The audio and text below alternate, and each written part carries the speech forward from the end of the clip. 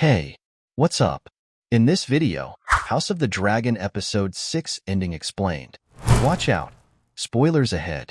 Welcome to Valyrian Steel. House of the Dragon Season 2, Episode 6, provided fans with a wealth of new stuff to analyze. Season 2 of the HBO prequel series incorporates seemingly insignificant characters like Addam and Alan into the primary narrative as the world grapples with the aftermath of Rook's Rest. The war escalated after the critical dragon battle, and the Blacks and Greens are still trying to find their bearings amidst everything that has happened in the dance thus far. In Episode 6, Rhaenyra and Jacaerys begin their search for new riders to try to tame Dragonstone's unclaimed dragons. While attempting to mount Seasmoke, Steffon Darklyn suffers a cruel burn, leading Rhaenyra to re-evaluate her strategy. Daemon is still running wild in Harrenhal, losing himself in his visions and attempting to build an army.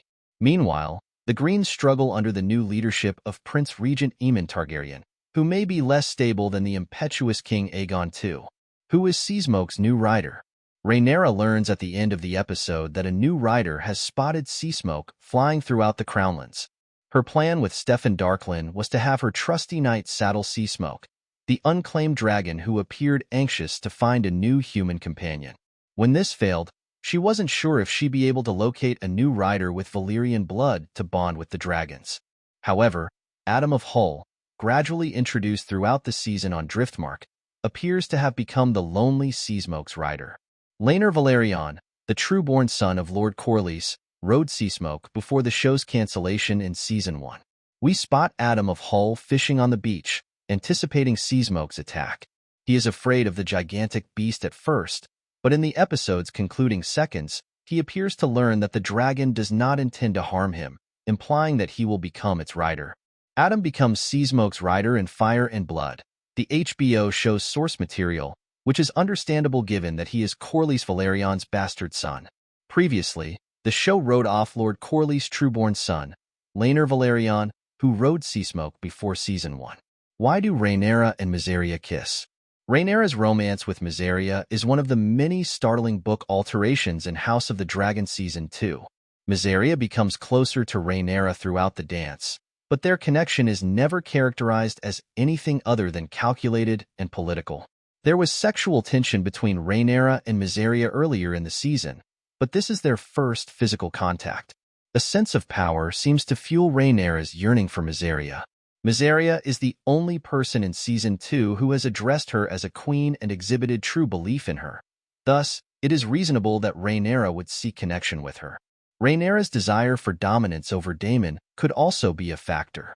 Mysaria appears to trust Rhaenyra and wants to please her, but her conflicted feelings for Daemon could also play a role.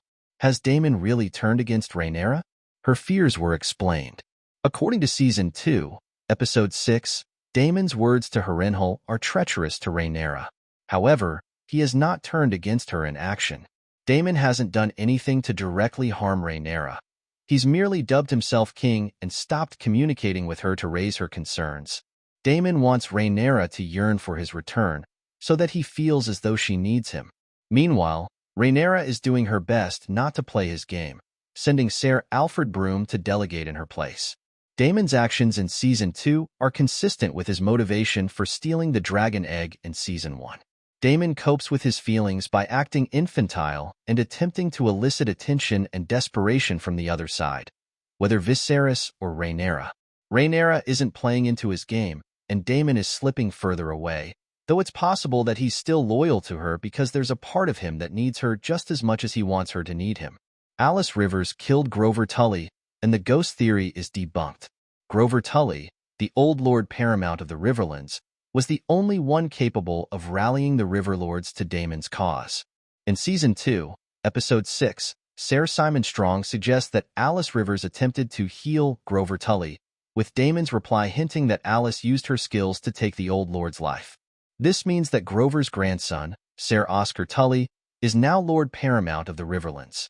Daemon sees Oscar as someone he can control, which gives him fresh hope for assembling his army.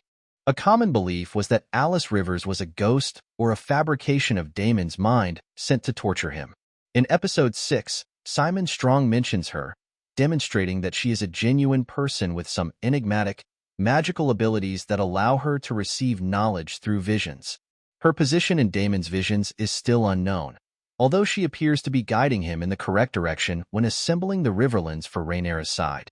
Daemon's vision of visions explained. Daemon's final vision in Harrenhal shows Paddy Considine returning as King Viserys Targaryen.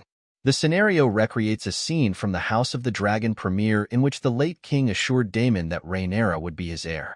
Daemon's extremely offensive reference to Viserys' deceased baby son as an heir for a day led to this decision.